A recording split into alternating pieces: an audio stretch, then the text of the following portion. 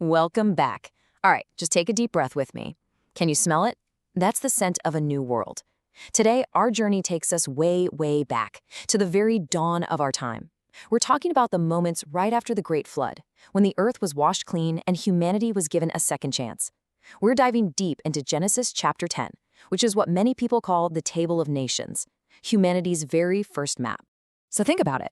The last time we were together, the giant doors of the ark opened up and Noah's family stepped out into this brand new world. But that brings up a huge question, right? After a massive world-changing event like that, how in the world did humanity spread out and fill up the earth again? I mean, where did all the different nations and all the people we see today even come from? I want you to picture this scene with me. Imagine you're standing way up high on the misty peaks of Mount Ararat. The air is so crisp and clean it almost takes your breath away. The only sound is the gentle whisper of the floodwaters receding down below, a soft promise of a new beginning. And stretched out before you is this vast, green, empty landscape, like a giant canvas just waiting to be painted. And right there, looking out over it all, are Noah's three sons, Shem, Ham, and Japheth. The future of every single one of us rests right on their shoulders. You know what's really fascinating about this chapter is the very first word it uses. It starts, "These are the generations of the sons of Noah." Well, in Hebrew, the word is toldot. This isn't just a simple family tree or some dry list of names. Not at all. Toldot means the entire story, the history, the epic saga of a family line. So Genesis 10, it's not just a list, it's the action-packed story of how Noah's family grew and spread out across the entire earth. So the story of our world really branches out from these three sons. I want you to think of them like three main streams flowing from a single source, and each one becomes a mighty river that goes on to shape the entire landscape of history. We're going to follow the journey of each of their families as they head out to explore and settle this brand new world. All right, let's start with Japheth. It seems his children and his grandchildren were just drawn to the distant horizons, to the call of the great sea. Just imagine them feeling that salt spray on their faces for the first time, hearing the crash of the waves, and feeling this deep, adventurous spirit pulling them toward the coastlines and the islands. They were about to become the great explorers and sailors of the ancient world. So the Bible lists Japheth's sons, and these ancient names, they're like pins on a map. Historians have actually connected a lot of them to leader peoples and regions. For instance, the name Javan is widely believed to be the ancestor of the Ionian Greeks. So as we're reading this list, what we're really watching is the very beginning of the great seafaring nations that would one day shape all of Europe and the Mediterranean. And this verse just perfectly sums up their destiny. Can't you just see it? Little family groups building the first ships, their sails catching the wind as they venture out to discover new islands and coastlines. The Bible says they spread out across the isles of the Gentiles, settling new lands and, over time, of course, developing their own unique cultures and their own languages. This was literally the dawn of exploration. It's a testament to that adventurous spirit that's just woven right into the fabric of humanity. Okay, let's move on to our next stream, the family of Ham. Now, his descendants, they journeyed in a completely different direction. They went south into the warmer, fertile lands of Africa and the Near East. And unlike the explorers of the sea, Ham's children, well, they were the great builders. They were the ones who founded the first cities, organized the first governments, and built the first mighty empires. Just look at these names. It's like a roll call of ancient powerhouses. Mizraim is the Hebrew word for Egypt, home of the pyramids and the pharaohs. Cush refers to the powerful kingdoms of ancient Ethiopia and Nubia. And Canaan, of course, would become the famous land that's so central to so many biblical stories. From this one family line rose the titans of the ancient world, known for their power, their innovation, and the just breathtaking scale of their civilizations. And then, out of this powerful line emerges this truly legendary figure, Nimrod. The way the Bible introduces him, it's with this sense of awe. It describes him as a mighty one on the earth and a mighty hunter before the Lord. This paints a picture of someone who was just larger than life, incredibly powerful, charismatic, a leader who commanded attention and respect from absolutely everyone. Now, when the Bible calls Nimrod a mighty hunter, it probably means a lot more than just hunting animals.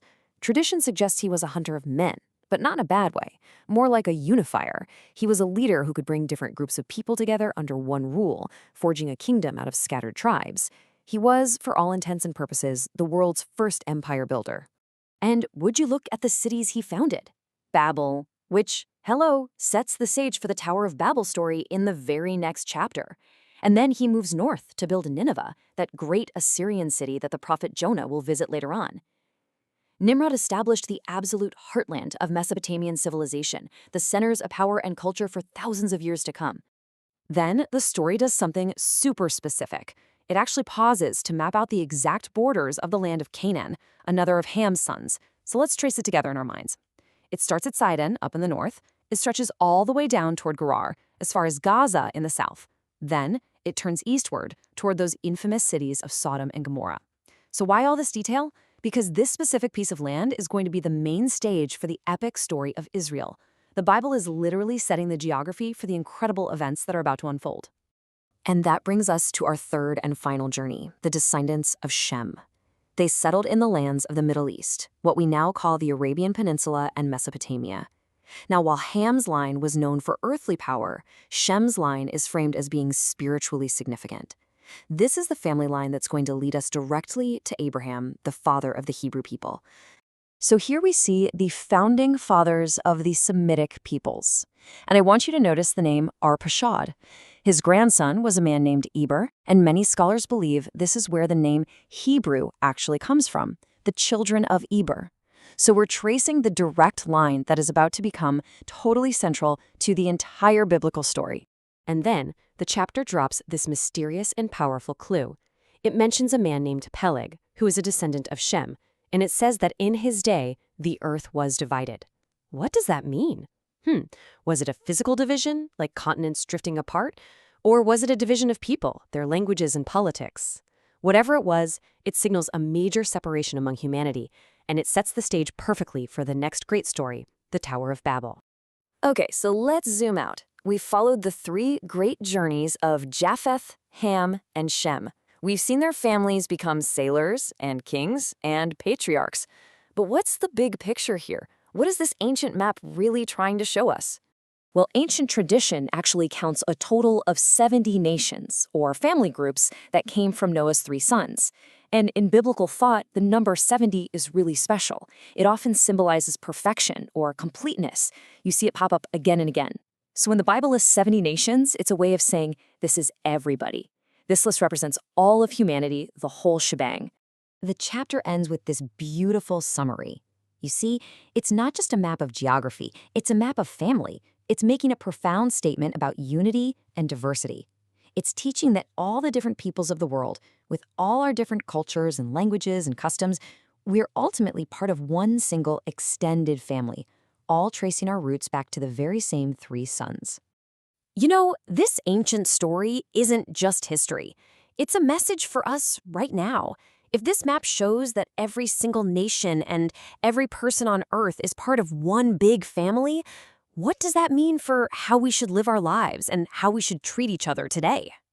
That is a question that Genesis 10 doesn't just ask, it actually gives us the tools to answer it. And that brings us to our final segment, where we take all this ancient wisdom and we apply it to our own lives, to improve our own inner dimensions, or what in Hebrew are called midot, our character traits. The core lesson from Genesis 10 is really all about seeing the connection between all people. It challenges us to look right past our differences and to recognize that deep down, we are all part of one human family. So our challenge this week is pretty simple. Build bridges, not walls. So here's your mission. Be an explorer, just like the sons of Noah. First, learn one new thing about a culture that's different from your own. It could be a new food, holiday, how to say hello in another language, anything. Then share what you learned with your family.